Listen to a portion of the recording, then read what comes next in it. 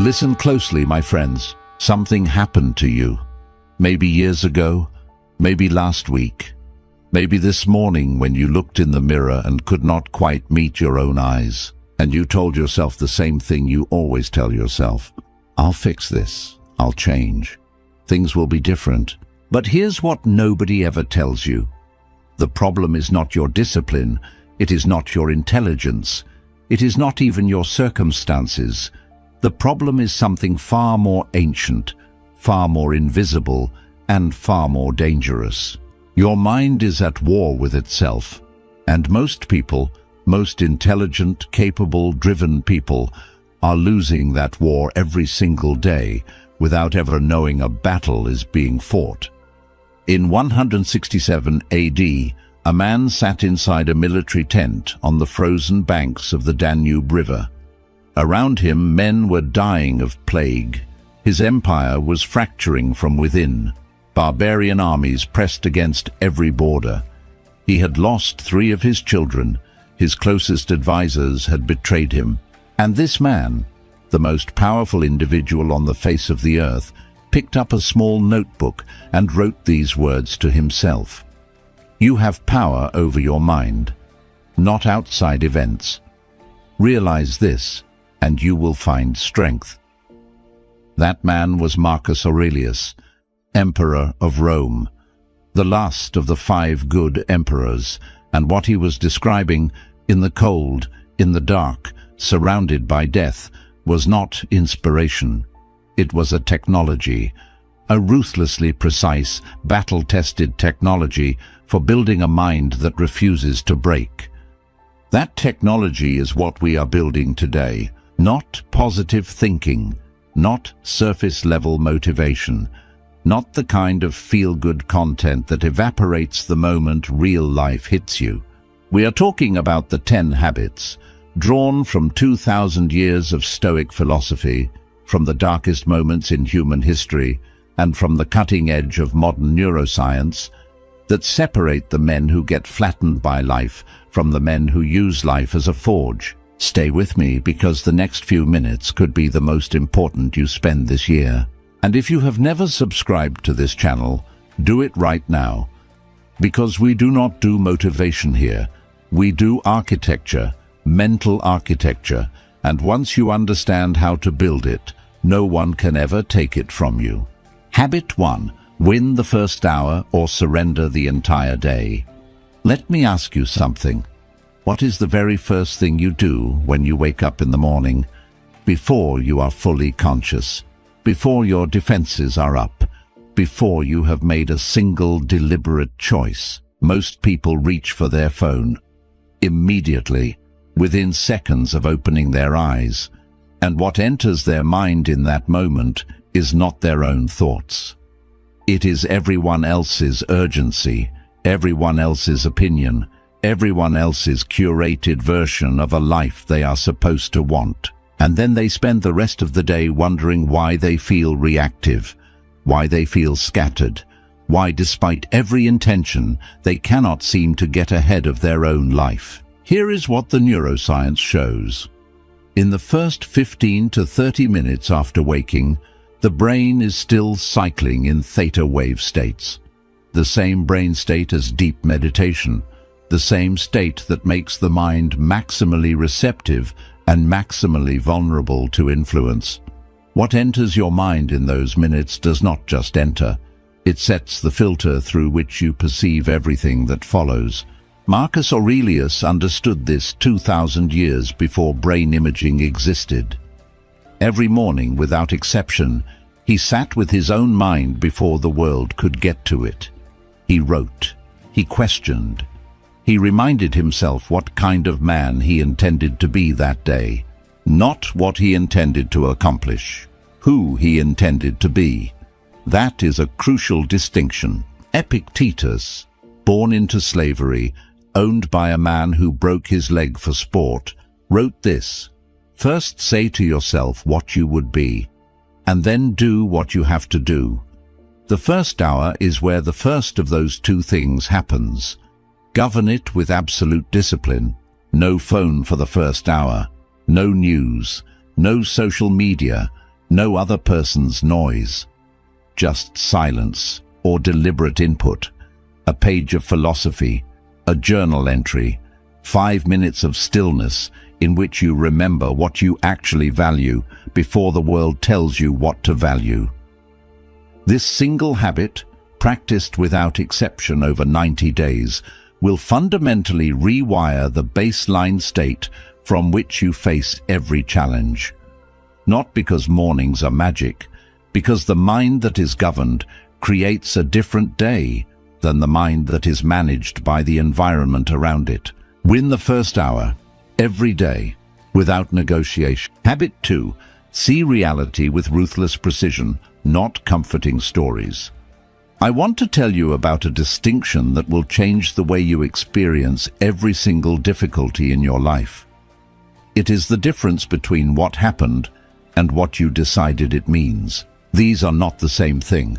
They have never been the same thing, but your mind treats them as identical, and that confusion is costing you more than you know. The Stoics had a word for the raw impression that reality sends to your mind: fantasia. The appearance, the image, before interpretation, before emotion.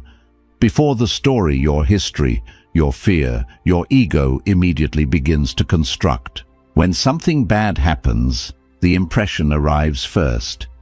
Then, milliseconds later, the mind layers meaning onto it. This is humiliation. This is failure. This is proof that I am not enough. This is the beginning of the end. And here is what Marcus Aurelius trained himself to do, and what took him years of daily practice to master. He learned to pause at the impression, to hold it before the meaning was attached, to look at it bare and ask, what is this actually? Not, what does it feel like? What is it, stripped of all my fear about it? Viktor Frankl arrived in Auschwitz in 1944. Within hours of arrival, the Nazis had taken everything from him: his clothes, his manuscript, his wedding ring, his name, replaced by a number tattooed on his arm, his wife, everything. And in that darkness, Frankl discovered something that would become one of the most cited psychological insights of the 20th century. He found the gap, the space between what happens to a man and how a man responds. And he wrote, "The last of the human freedoms is to choose one's attitude in any given set of circumstances." That is not optimism, that is precision, seeing the situation for what it actually is, not for what your worst fears tell you it means. The habit is this: the next time something hits you, do not react, do not suppress. Simply pause for 10 seconds and ask one question: what is actually true here, separate from my interpretation of it? What is the bare fact? Strip the catastrophe from the event. What is left? Almost always what is left is a problem, and problems, unlike catastrophes, have solutions. Train the eye to see clearly, and you will never again be ambushed by your own mind. Habit 3. Build a philosophy solid enough to stand on when everything else collapses. On September 9, 1965, United States Navy Commander James Stockdale was flying a combat mission over North Vietnam when his plane was struck and went down. As he ejected, tumbling toward enemy territory, he had a single coherent thought. He said to himself, "I am leaving the world of technology and entering the world of Epictetus." He spent 7.5 years in the Hanoi Hilton, tortured over 20 times, kept in isolation, denied medical treatment for a broken shoulder, given no release date, no certainty of survival, no contact with his family for years at a time. And not only did he survive, he led. He organized a secret resistance structure among the prisoners that held together through conditions specifically designed to shatter human will. When he was finally released and walked home, he was awarded the Congressional Medal of Honor. How? What did he have? The journalist Jim Collins asked him that question years later. Stockdale answered without hesitation. He said, I never lost faith in the end of the story. I never doubted that I would prevail in the end. But I also never confused that faith with the need to confront the brutal facts of my current reality. He had a philosophy, not a mood, not a mantra. A structured, tested, internally consistent philosophy about what is within a man's control and what is not. And that philosophy did not bend under 7 years of systematic torture. Here is the question that most people cannot answer. What do you actually believe? Not what you would say you believe at a dinner table, but what you believe when there is no one watching, when you are alone in the dark, when the thing you most feared has actually happened. Most people do not have an answer, because most people have never built one. They have opinions, they have preferences, they have inspirational quotes saved on their phone, but they do not have a philosophy, a set of principles so deeply internalized that it functions automatically under pressure.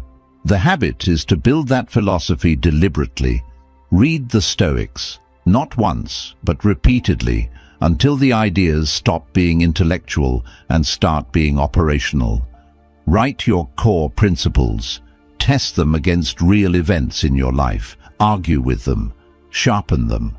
Because the day will come when life stops asking what you think and starts asking what you actually are made of. On that day, the only thing standing between you and collapse is what you built when you did not have to. Habit 4. Stop running from adversity and learn to mine it. Seneca wrote from his villa. That is true. He had wealth, influence, comfort. Critics have used that against him for 2,000 years. But here is what those critics ignore. Seneca was banished from Rome by the Emperor Caligula on pain of death. He watched his closest friends executed under Nero, the emperor he served and counseled. He lost children. He faced his own forced suicide with the composure of a man who had long since made peace with the possibility. He did not write about adversity as a philosopher in an armchair. He wrote about it as a man who had navigated genuine darkness. And his central teaching, the one he returned to constantly, was this: every adversity carries within it the seed of an equivalent benefit, not a consolation, not a silver lining. A seed, something real and generative that would not exist without the wound. Modern psychology now has a name and an entire body of research for this phenomenon. It is called post-traumatic growth. Researchers Tedeschi and Calhoun at the University of North Carolina spent decades studying survivors of severe trauma, accidents, illness, loss, violence. And what they found was that a significant majority of those survivors reported positive changes that would not have occurred without the crisis. Greater sense of personal strength, deeper relationships, more authentic life priorities, a clearer understanding of what actually matters, not despite the difficulty, because of how they metabolized it. The operative word is metabolized, because the growth does not come from suffering alone. Suffering alone just creates damage. The growth comes from the disciplined, honest interrogation of the suffering, from asking, what did this strip away that was holding me back? What did this reveal about my own capacity that comfort never would have shown me? What has this loss forced me to build that I would never have built by choice? The habit is to build a practice around this interrogation. After every significant setback, not immediately, give yourself time to feel it. Sit down and write 3 things: what this cost me, what this taught me, and what it has now made possible that was not possible before. Do this consistently and watch something shift. Watch the relationship between you and difficulty change from one of dread to one of vigilant curiosity. Because the man who believes every obstacle contains a gift is, in a very literal sense, impossible to defeat. You cannot beat someone who grows stronger every time you hit them. Habit 5. Become the observer of your own mind, not its servant. There is a voice in your head right now. It is commenting on this. It is judging, labeling, agreeing, resisting. It has been running continuously since you were old enough to form thoughts. And here is the uncomfortable truth most people never confront. You have likely never once questioned whether that voice is telling you the truth. Research from the National Science Foundation suggests the average person has somewhere between 60 and 80,000 thoughts per day. Studies indicate a large majority of those thoughts are negative in tone, and an even larger portion are simply repetitions of the thoughts from the day before, the same loops, the same fears, the same quiet, relentless self-diminishment playing on repeat. This is not a character flaw, it is a feature of an unmanaged mind operating in autopilot. The brain's default mode network, the part of your brain that activates when you are not deliberately focused, tends to bias toward threat detection, social comparison, and rumination. This kept your ancestors alive on the savannah. In the modern world, it is quietly dismantling your potential. Zeno of Citium lost everything in a shipwreck, his entire cargo, his livelihood, gone in one storm in the Aegean Sea. He arrived in Athens destitute and directionless. He wandered into a bookshop and picked up an account of Socrates, and something shifted, not his circumstances, his relationship to his own mind. He spent the rest of his life building the philosophy of Stoicism, teaching students in the Stoa Poikile, the painted porch, that the path to freedom ran directly through the mastery of one's own inner speech. The Stoics called the practice prosos, self-attention, the continuous, disciplined, non-judgmental observation of your own thought. Not suppression, not argument, observation. Watching the mind the way a scientist watches a reaction. Curious, detached, precise. Here is what changes when you develop this habit. The voice does not disappear, but it loses its authority. You begin to see the gap between the thought and the fact. You notice the pattern. This is the voice that always catastrophizes. This is the voice that compares. This is the voice that says, "I can't," before I have tried. And in seeing the pattern, you step outside it. You are no longer the thought. You are the one watching the thought, and the one watching is never as frightened as the one thinking. The habit is simple in description and demanding in practice. Throughout the day, pause 3 times and simply ask, what is my mind doing right now? Not to fix it, just to see it. Because you cannot govern what you have not first observed. Habit 6. Release what you cannot control with the same force you apply to what you can. There is a single idea in the entire canon of Stoic philosophy that, if genuinely understood, not intellectually but viscerally in the bones, would end more human suffering than any medication, any therapy, any self-help system ever devised. Epictetus called it the dichotomy of control. Some things are up to us, some things are not, and the entire discipline of Stoic practice is, at its foundation, an ongoing, ruthless sorting of everything in your life into one of those 2 categories. What is up to us? Our judgments, our desires, our responses, the direction of our effort, our character, the words we choose, the quality of attention we bring to this moment. What is not up to us? Other people's opinions, the economy, the behavior of those we love, our health, the past, the eventual outcome of every effort we make. Here is the thing. Most of human anxiety, genuine, clinical, debilitating anxiety, is generated by spending psychological energy on things in the second category as though they were in the first. You cannot control what your boss thinks of you. You cannot control whether the business succeeds in the next quarter. You cannot control whether the person you love chooses to stay. But the mind treats all of these things as controllable. It believes that if it worries hard enough, thinks long enough, runs the scenarios enough times, it can somehow influence outcomes that are structurally beyond its reach. And in that belief, it burns itself out on a fire that can never be put out. Epictetus was explicit.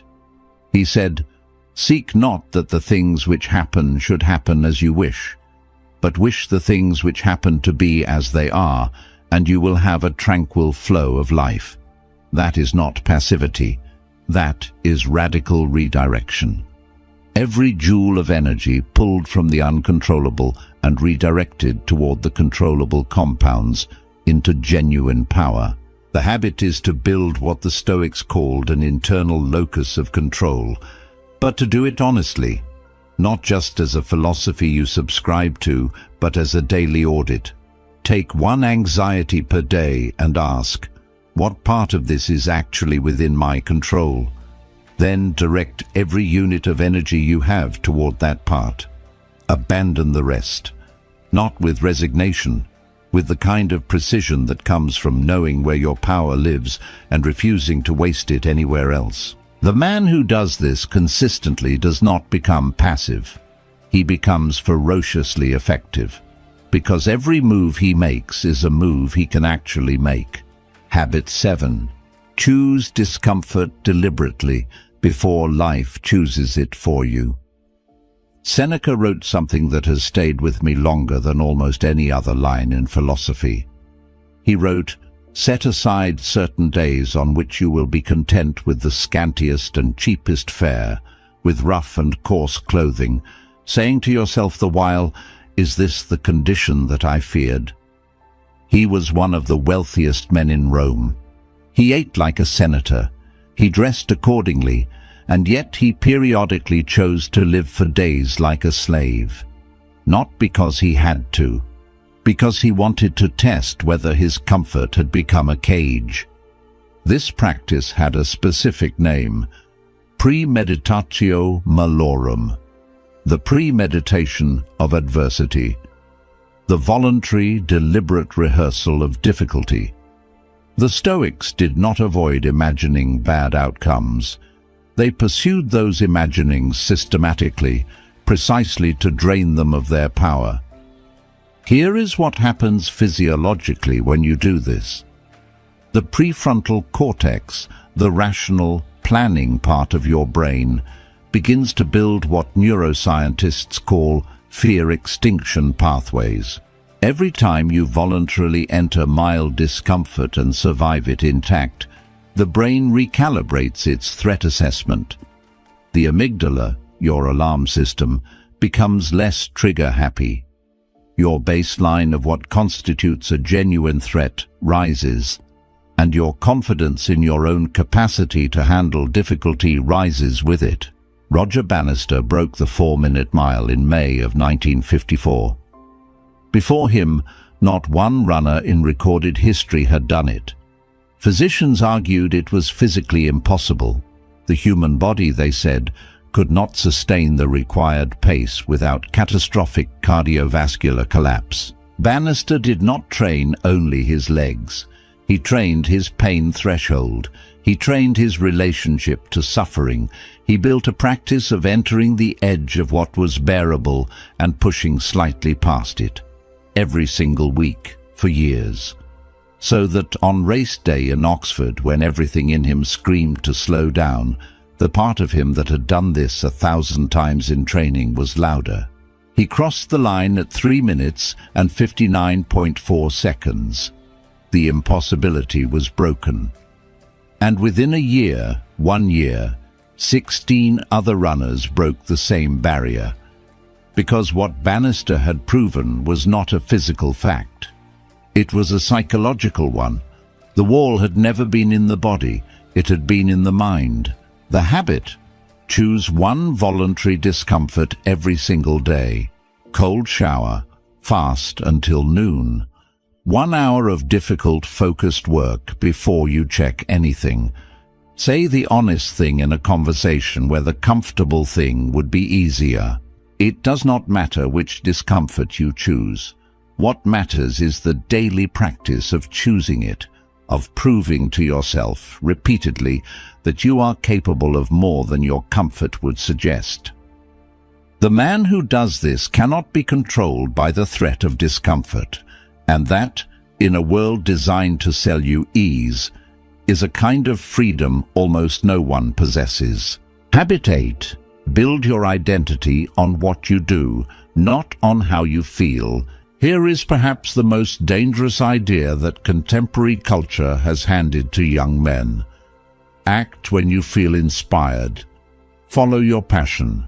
Trust your emotions as a guide. Wait until you feel ready. And here is why that idea is quietly destroying people. Feelings are weather. They shift daily, hourly, without reason. They contradict each other. They are shaped by sleep, by blood sugar, by the last conversation you had, by a memory that surfaced from 17 years ago without warning. Building a life on the foundation of feelings is building a house on sand. Cato the Younger understood something that most men in Rome, men with far more comfort and far more safety than he had, did not. He understood that who you are is not revealed in the moments of inspiration. It is revealed in the moments of invisibility, when no one is watching, when the right thing is also the hard thing, when everything in you wants to choose differently. Cato walked barefoot through Rome, not as an affectation, but as a practice of refusing to let reputation become more important than character. He turned down fortunes, refused political alliances, and when Caesar's power became irresistible to everyone else in Rome, Cato chose death over compromise, not because he was indifferent to life, because his identity was not negotiable, not even at that price. Research in behavioral psychology consistently shows that identity-based commitment dramatically outperforms motivation-based commitment. When a person frames their actions as an expression of who they are, I am someone who does not quit, I am someone who keeps his word, I am someone who shows up regardless, they maintain that behavior far more consistently than when they rely on motivation, accountability systems, or emotional states. Because motivation asks, do I feel like doing this? Identity asks, is this who I am? And identity, properly anchored, does not fluctuate with mood. The habit is to write, clearly and specifically, the 3 or 4 identity statements that define the kind of man you are building. Not aspirational, declarative. I am someone who honors his commitments. I am someone who does the work even when the result is uncertain. I am someone who tells the truth even when silence is safer. Then, every single day, find one moment where you can act in alignment with those statements when the easier option is available. That is where identity is actually forged. Not in the easy moments, not in the moments of inspiration. In the moments where you could have chosen differently and did not. Habit 9. Forge a purpose. Specific enough to demand everything and vague enough to adapt to nothing. There is a reason the Stoics spoke of telos, the ultimate aim, the direction your whole life is pointing. And there is a reason they considered a life without it not just suboptimal, but fundamentally irrational. A life without a telos is not a life, it is a drift. And a drifting mind, they understood, is a mind that will be filled by whatever the environment places in it. Viktor Frankl lost his entire family in the Holocaust. His father died of pneumonia in the camps. His mother and brother were killed in the gas chambers at Auschwitz. His wife, Tilly, died in Bergen-Belsen. He had nothing. He was a number tattooed on his forearm, And in that darkness, in those conditions designed specifically to strip a human being of every reason to continue, he found his. He decided that if he survived, he would write about what he had witnessed and what he had discovered. He would articulate the psychological mechanism by which meaning sustains life in conditions that logic says are unsurvivable. He mentally reconstructed his destroyed manuscript, page by page, in his mind in the dead of winter. That purpose did not make the hunger go away. It did not warm the barracks. It did not bring back the people he had lost. It did something more important. It made the suffering mean something. And meaning, Frankl discovered, is what the human mind requires not just to flourish, but to survive. Nietzsche said, "He who has a why to live can bear almost any how." But the why has to be real. It cannot be performance. It cannot be what looks impressive on a platform, or what would make your parents comfortable, or what the algorithm rewards. It has to be the thing that would pull you out of bed on the worst morning of your life, because it matters more than the suffering of facing it. The habit is an exercise that most people avoid because it is more confrontational than it appears. Sit down alone, no phone, no music, no distraction, and write the answer to this question. At the end of my life, what would I regret not having built, not having said, not having become? Not what you wish you had, what you would regret. Because regret is the most honest signal your deepest self knows how to send. Find that answer. Then let every single day be a deliberate movement toward it, or a deliberate removal of what is pulling you away from it.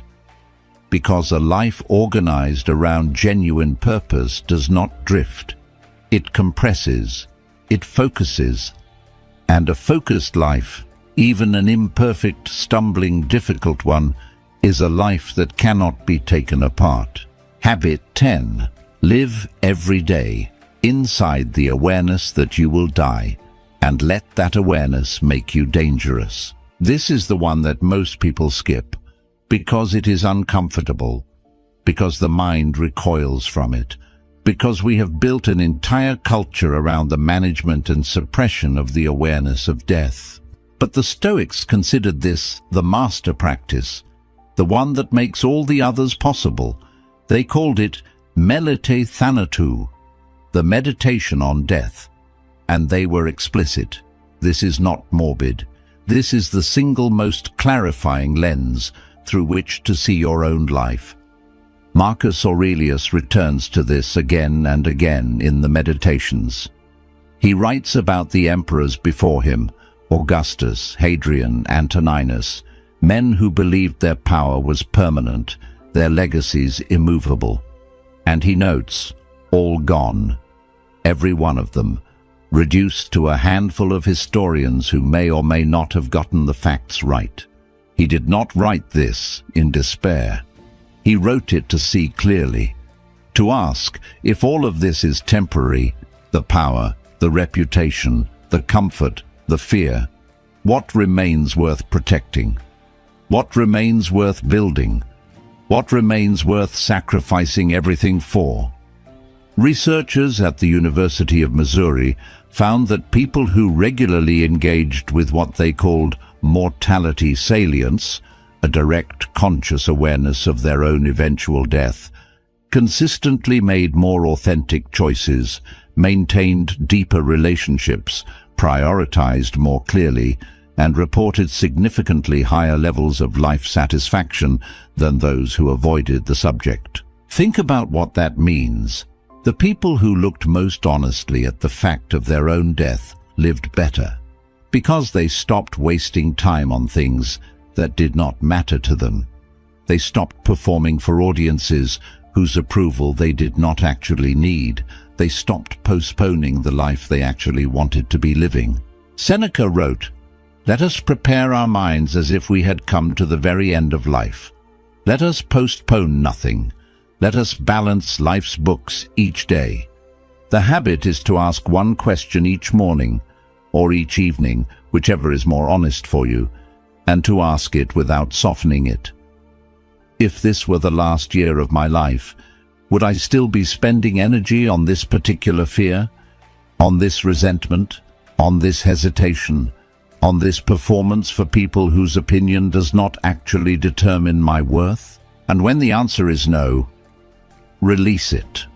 Not someday, today. Not when it feels easier, now. Because time has no backup. There is no accumulation of unlived days that gets returned to you at the end. There is only what you did with what you had. The man who carries this awareness daily does not procrastinate his life. He lives it, imperfectly, urgently, fully, because he knows with absolute clarity that the window is finite. And that knowledge does not paralyze him. It frees him, it makes him dangerous, because he has nothing to protect, nothing to postpone, and nothing to prove to anyone who has not earned the right to matter to him. The unbreakable mind is not a gift. It is not a personality type. It is not something you are born with or not born with. It is a construction, a deliberate, daily, disciplined construction of a specific set of habits. Marcus Aurelius spent decades building his. He did not start as the philosopher-emperor. He started as a boy with good instincts and a Stoic tutor named Rusticus who handed him a copy of Epictetus's lectures. And he built from there, one morning at a time, one journal entry at a time, one difficult decision at a time. Stockdale did not survive the Hanoi Hilton on willpower. He survived on philosophy, on a structure of thought so deeply internalized that even 7 years of systematic torture could not reach its foundation. Frankl did not find meaning in Auschwitz by accident. He found it because he had trained himself, through years of psychological practice and philosophical inquiry, to ask the right questions even when every human instinct was screaming that no right answers existed. What these men had in common was not talent. It was not a favorable hand. It was the willingness to take responsibility for the construction of their own inner world, and then do that work relentlessly long before they needed it. That is available to you, not someday, not after circumstances improve, not after you feel ready, because that feeling will not arrive on its own. It arrives as a consequence of the work, not as a prerequisite for it. Start with the first hour of tomorrow morning. Own it before the world claims it.